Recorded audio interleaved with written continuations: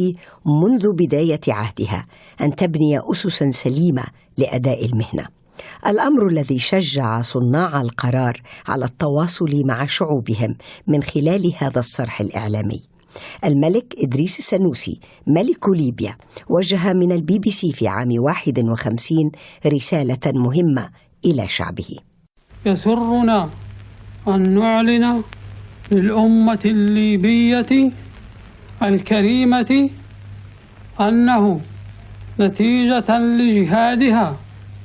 وتنفيذا لقرار هيئة الأمم المتحدة الصادر في 21 من نوفمبر سنة 1949 قد تحقق بعون الله استقلال بلادنا العزيزة، وإنا لنعلن رسميا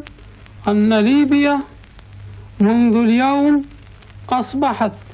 دولة مستقلة ذات سيادة، ونتخذ لنفسنا من الآن فصاعدا نزولا على قرار الجمعية الوطنية الليبية الصادر في 2 من ديسمبر